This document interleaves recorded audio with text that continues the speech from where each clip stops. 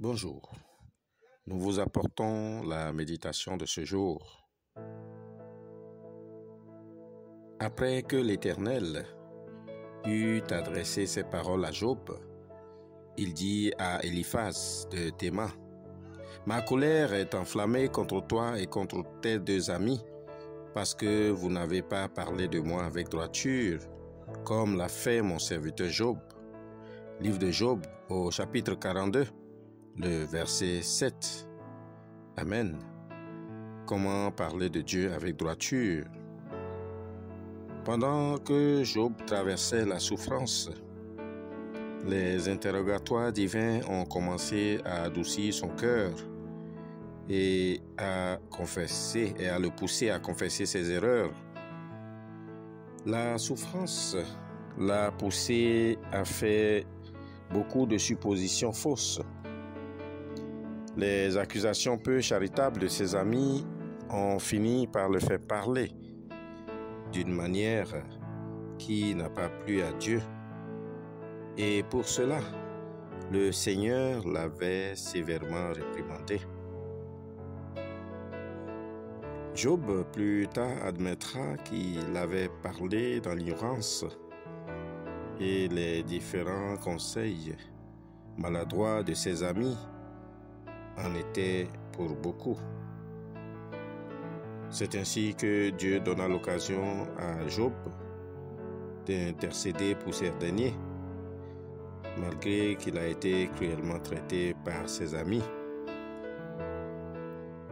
Bien-aimés dans la foi, l'attitude remarquable de Job dans l'intercession pour ses amis est un exemple à imiter, car son cœur est libéré et il retrouvera plus tard une bénédiction matérielle extraordinaire.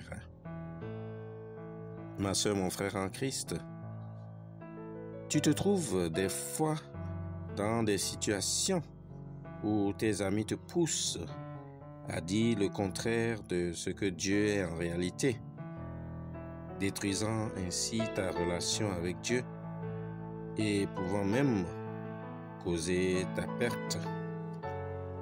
C'est pour cela qu'au milieu de tes épreuves, tu dois toujours veiller sur tes propos envers Dieu. Cela ne sert à rien de se lamenter ou de conjurer, comme le font certaines personnes lorsqu'ils sont dans des épreuves. Si donc vous ne pouvez pas même la moindre chose, pourquoi vous inquiétez-vous du reste? Évangile de Jésus-Christ selon Luc au chapitre 12, le verset 26. Dans les épreuves, tu dois savoir que certains amis n'ont pas la maturité spirituelle pour t'aider à prendre les bonnes décisions. Ainsi, dans ces moments de détresse, il faut se tourner vers Dieu, qui te donnera la force de tout supporter. Bien-aimés dans la foi, Dieu peut utiliser notre douleur pour approfondir notre compréhension superficielle de qui il est vraiment, car la foi en lui permet de supporter toutes les difficultés de la vie.